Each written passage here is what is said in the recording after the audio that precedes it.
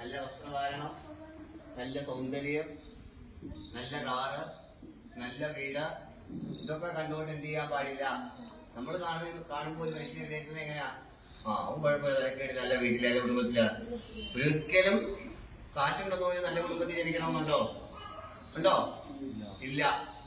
മനസ്സിലായില്ലേ? ഏറ്റവും ഉത്തമൻ കുചേലനായിരുന്നു. കുചേലന്റെ വസ്ത്രധാരണം എങ്ങനെയായിരുന്നു? നമ്മൾ ചിലരെ കൂടി കൂടെ പോകുന്ന പിച്ചക്കാരെ കാണുമ്പോൾ നമ്മൾ കളിയാക്കാറുണ്ടോ? അല്ലേ? പക്ഷെ ഒരു മനുഷ്യനെ കാണുന്ന മാത്രമേ എന്ത് ചെയ്യാൻ പാടില്ല, വിലയിരുത്താൻ പാടില്ല. അവനെ അറിയണം. ആഴത്തിൽ അറിയുമ്പോൾ നമ്മളെക്കായി ജ്ഞാനവും അറിവും ബോധവും ഉള്ളവനായിരിക്കും ആരാ? ആ വിരൂപി. ആ തത്വത്തെയാണ് ആര് കാട്ടിത്തരുന്നത്? ദേവാദിദേവനായിരിക്കുന്ന മഹാദേവൻ ഭസ്മാഭിഷേകത്തിലൂടെ കാട്ടിത്തരുന്നത്. അപ്പൊ നിങ്ങൾ ചിലർക്ക് തോന്നാ അതെന്ത് ഭാവമാണെന്ന്. എന്താ അങ്ങനെ പറഞ്ഞതെന്ന്? എന്താ, ലോകത്തിലെ ഏറ്റവും സുന്ദരനാ ഭഗവാൻ അല്ലേ? ഇത്രയും സൗന്ദര്യമുള്ളത് ആരും ഈ ലോകത്തിൽ ഇല്ല, പരമേശ്വരനെ കഴിഞ്ഞിട്ട്. പക്ഷെ എന്താ, ഭഗവാൻ എപ്പോഴും ദേഹമാസകലം സർവാംഗം എന്നാണ്. സർവാംഗം, ശരീരമാസകലം ഭസ്മവിഭൂഷണനായിട്ടിരിക്കുക, വിഭൂതിയിൽ കുളിച്ചിരിക്കുക ഭഗവാന്. അപ്പൊ നമ്മളും പറയും എന്ത്? അതുകൊണ്ടാണ് ദേവിക്ക് കല്യാണം ഭഗവാനെ കഴിക്കണമെന്ന് ഇപ്പൊ ആരും സമ്മതിക്കാഞ്ഞത്? പിതാവ് സമ്മതി. കാരണം ആ ജടാലായി വിരൂപൻ നമ്മുടെ മോളെ കഴിച്ചു കൊടുക്കും. അങ്ങനെയുള്ള ആൾക്ക് കൊടുക്കോ? ഞാനും കൊടുക്കുന്നില്ല, ഈ പറഞ്ഞ ഞാനും കൊടുക്കുന്നില്ല, നിങ്ങൾ ആരും കൊടുക്കില്ല. കാരണം കാണുമ്പോ വിരൂപി, മുടിയെല്ലാം വളർത്തിയിട്ടിരിക്കുന്നു, മൊത്തം ജട പിടിച്ചിരിക്കുന്നു, കഴുത്തലാണ് സർപ്പത്തെ എന്താ മാലയാക്കിയിട്ടിരിക്കുന്നു. വസ്ത്രമോ അതിനേക്കായി വികൃതം. അപ്പൊ അങ്ങനെ ഒരു വ്യക്തിക്ക് നമ്മള് തന്റെ മകളെ കെട്ടിക്ക് കൊടുക്കില്ല. മനസ്സിലായില്ലേ? ആ ഒരു ബോധത്തെ ഉണർത്താൻ വേണ്ടിയിട്ടാണ് ഭഗവാൻ ഇരിക്കുന്നത്. അപ്പൊ എന്താ, ഭഗവാൻ എന്നല്ല, അരൂപിയല്ല. ഈ കാണുന്ന മനുഷ്യരാരും അല്ല, അരൂപികളല്ല, എല്ലാ ഈശ്വരന്റെ സൃഷ്ടിയാ. നമ്മുടെ കണ്ണുകളെ ചിലപ്പോ ദുഷ്ടൻ അഹങ്കാരിയും തോന്നും. പക്ഷെ നമ്മളെക്കാൾ ശുദ്ധനായിരിക്കും ആ വ്യക്തി. മനസ്സിലായില്ലേ?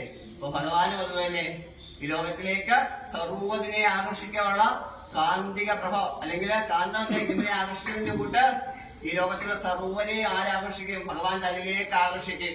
നിങ്ങളെയൊക്കെ ഭഗവാൻ ആകർഷിച്ചതുകൊണ്ടാണ് എന്റെ ഈ സമയത്ത് ഇവിടെ വന്നിരിക്കുന്നത്. എന്റെ വരത്തില്ല, എന്റെ മിടുക്കോ ആരുടെ മിടുക്കല്ല, ഈ ഇരിക്കുന്ന ഭഗവാന്റെ മിടുക്കുകൊണ്ട.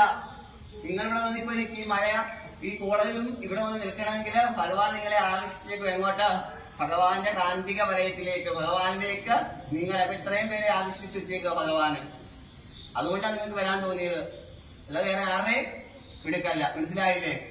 അപ്പൊ ആ വലിയൊരു തത്വത്തെയാണ് ഭഗവാൻ കാട്ടിത്തരുന്നത് എന്ന് മാത്രമല്ല, ഏറ്റവും ഇഷ്ടമാണ് ഭഗവാൻ ചുടലഭസ്മധാരിയ. സാധാ ഭസ്മോ അല്ല ധരിക്കുന്നത്, ചാണകത്തിന്റെ ഭസ്മോ അല്ല ഭഗവാൻ ധരിക്കുന്നത്, ചുടലഭസ്മമാണ്. ശവപ്പറമ്പുകളിലൊക്കെ കത്തിയിരിക്കുന്ന മനുഷ്യന്റെ ചാരത്തെയാണ് വാരി പൂശുന്നത്. അത് അഘോരികളെ കണ്ടിട്ടുണ്ടോ? അവര് ഏറ്റവും വലിയ ശുഭത്തിലെ അഘോരികള്. അവര് വിവസ്ത്ര വിക്ഷോഭണകനായ എന്നാ പറയുന്നത്. ദിക്കുകളെ വസ്ത്രമാക്കിയവരാര്? ഭഗവാനും അഘോരികളും ഒക്കെ.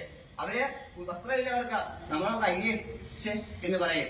പക്ഷെ എന്താ, അവർക്ക് അങ്ങനൊരു ഭാഗമില്ല. കാരണം എന്താ, അവരുടെ വസ്ത്രം എന്താ, ദിക്കുകളെ എല്ലാം അവർ വസ്ത്രമാക്കി വെച്ചിരിക്കുക. നമുക്കാണ് അയ്യേ. മനസ്സിലായില്ലേ? അപ്പോഴ് ഭസ്മാഭിഷേകം നടത്തുന്ന ഏറ്റവും ഭഗവാൻ ഇഷ്ടമുള്ള അഭിഷേകങ്ങളിൽ ഏറ്റവും ഇഷ്ടം എന്താ? ഭസ്മാഭിഷേകം ഭഗവാന്. നന്നായി പ്രാർത്ഥിക്കുക. നമ്മുടെ ആയുസ്സിന്, ആരോഗ്യത്തിന്, നമ്മുടെ ബുദ്ധിക്ക് നല്ല ബുദ്ധി തോന്നുവാന്, നല്ല വിവേകം ഉണ്ടാകുവാന്, നമ്മുടെ ദുഃഖങ്ങൾ മാറുവാൻ. നമ്മുടെ ദുഃഖങ്ങൾ എങ്ങനെ ഉണ്ടായി? നമ്മുടെ കർമ്മഫലം കൊണ്ട് മാത്രം ഉണ്ടായേ, അല്ലാതെ ഒന്നുമല്ല. തർക്കിക്കുന്നവര് കാണാം. പക്ഷെ എന്തില്ല, നമ്മുടെ കർമ്മങ്ങളാണ് നമുക്ക് ദുഃഖങ്ങളായിട്ട് വരുന്നത്. ഈ ജന്മങ്ങളിലും പൂർവ്വജന്മങ്ങളിലും ചെയ്ത കർമ്മങ്ങളുടെ ഫലം തന്നെയാ. അതിനെ അനുഭവിച്ച് തീർക്കേ പറ്റും. ആ കർമ്മങ്ങളെ ഇല്ലായ്മ ചെയ്യാനാണ് ക്ഷേത്ര ദർശനവും ആരാധനയും പൂജയും തന്ത്രവും മന്ത്രവും ഒക്കെ ആചാര്യന്മാർ വിധിച്ചത്. മനസ്സിലായില്ലേ? അപ്പോഴെന്ത് ചെയ്യാ, എന്തൊക്കെ ദുഃഖങ്ങൾ വന്നാലും എന്ത് പ്രയാസം വന്നാലും ആരെ വിട്ടുകളയില്ല? ഭഗവാനെ വിട്ടുകളയില്ല. അങ്ങനെയുള്ളവരെ ആര് രക്ഷിക്കും? ഭഗവാൻ രക്ഷിക്കും. അങ്ങനെയുള്ളവരാര്? ഈ വന്നിരിക്കുന്ന ഇത്രയും പേര്. കാരണം എന്താ, ഈ ഇടിയും മിന്നലും മഴയും വന്ന ഈ പൂളും ഒക്കെ കിടക്കുന്ന സമയത്ത് നിങ്ങൾ ഓടിയെത്തണമെങ്കിൽ, നിങ്ങൾ അതിനെ എല്ലാം അതിജീവിച്ച് ഇവിടെ വന്നെങ്കിൽ ആരോടുള്ള ഭക്തി കൊണ്ടാ? എന്നോടുള്ള ഭക്തിയാണോ? ആണോ? അല്ല, ആരോടുള്ള ഭക്തിയാ? അകത്തിരിക്കുന്ന സർവേശ്വരനോട്, സർവത്തെയും നിയന്ത്രിക്കുന്ന നിയന്ത്രിതാവായിരിക്കുന്ന ആ പരമാത്മ സ്വരൂപത്തോടുള്ള പറഞ്ഞറിയിക്കാൻ പറ്റാത്ത പ്രേമവും സ്നേഹവും ഭക്തിയും ഉള്ളിന്റെ ഉള്ളിൽ അഗാധമായി നിറഞ്ഞു കിടക്കുന്നത് കൊണ്ടാണ് എന്ത് ചെയ്യുന്നത്? നമ്മളൊക്കെ ഇവിടെ വന്നിരിക്കുന്നത്. മനസ്സിലായില്ലേ? എന്റെ നാക്ക് ശബ്ദിക്കണമെങ്കിൽ പോലും ആര് അറിയണം? അകത്തറിയണം. എന്നെ നിശബ്ദനാക്കാനും പ്രവർത്തിപ്പിക്കാനും ആർക്കറിയാം? ഇപ്പൊ എന്നെ പ്രവർത്തിപ്പിക്കുന്നത് ആര് തന്നെയാ? ഭഗവാനെ. ഞാനാണോ? ഞാൻ വിചാരിക്കുന്ന പിന്നെ ഞാൻ ആരായിരുന്നു? ഇല്ലേ? ഇവിടെ നിൽക്കുമ്പോ ഇതൊക്കെ പറയുന്നത് ഭഗവാനാ. കുറച്ചു കഴിഞ്ഞൊന്നും പറയണമെന്നില്ല. ഇത് പഠിച്ചിട്ടും പറയുന്നതല്ല. ആ സമയത്ത് ഭഗവാൻ തന്നെ ഉള്ളിന്റെ ഉള്ളില് പറയിപ്പിക്കുന്നത്. അപ്പൊ നന്നായി ജീവിച്ചുകൊള്ളുക. നമ്മുടെ രോഗങ്ങളും ദുരിതങ്ങളും ഒക്കെ മാറാന്. ചിലപ്പോ പെട്ടെന്ന് ഫലം കിട്ടും, ചിലപ്പോ ശകലം വൈകും. പക്ഷെ നിങ്ങൾക്ക് വിധിച്ചത് ഈ ലോകത്ത് ആർക്കും തന്നെ തട്ടിമാറ്റാൻ പറ്റത്തില്ല. നിങ്ങളിലേക്ക് തന്നെ എത്തിച്ചേരും. ഒരു ശക്തിക്കും പറ്റത്തില്ല. ഭഗവാനും നൽകാൻ നിൽക്കുന്ന ഭഗവാന് പോലും എന്നെ മാറ്റാൻ പറ്റത്തില്ല. അതുകൊണ്ടല്ലേ ഭസ്മാസുരന് വരം കൊടുക്കേണ്ടി വന്നത്. പറഞ്ഞാൽ മനസ്സിലായില്ലേ? നിങ്ങൾക്ക് കിട്ടേണ്ടത് നിങ്ങൾക്ക് തന്നെ വന്നു ചേരും. ചിലപ്പോ സ്വല്പം ഇന്നുണ്ടാകാം, പരീക്ഷണങ്ങളും വിഷമങ്ങളും ഉണ്ടാകാം. ആ പരീക്ഷണങ്ങളിലും വിഷമങ്ങളിലും ഒക്കെ അടിപതറാതെ നീ മുങ്ങി താങ്ങി ചത്തുപോകുമെന്ന് വിചാരിച്ചാലും ഭഗവാനെ, നീ എന്നെ എന്ത് ചെയ്താലും ഞാൻ അനങ്ങത്തില്ല. നിന്റെ നാമം ജപിക്കുക. എന്റെ അവസാന ശ്വാസം വരെയും നിന്റെ നാമത്തെ ജപിക്കുമെന്ന് ആരുറപ്പിക്കുന്നുവോ അവരുടെ കൂടെ ആര് കാണും? ഭക്തവത്സലനായ ഭഗവാൻ. ആരാ? ഭക്തവത്സലനായ ഭഗവാൻ കാണും. മനസ്സിലായില്ലേ? ആ ഒരു ബോധം നിങ്ങൾക്ക് ഉണ്ടാകട്ടെ. ഉറക്കെ ജപിക്കുക. ഇപ്പൊ ജപിക്കേണ്ട. ഭസ്മാഭിഷേകത്തിപ്പോ പെരുന്നാളൊക്കെ ജപിക്കുക. ആരെങ്കിലും പേര് വിട്ടുപോയിട്ടുണ്ടെങ്കിൽ പറയണം കേട്ടോ. മനസ്സിൽ ജപിച്ചോട്ടാണിപ്പോ ഭസ്മാഭിഷേകം വഴിപാടായിട്ട് സമർപ്പിക്കുന്നത്.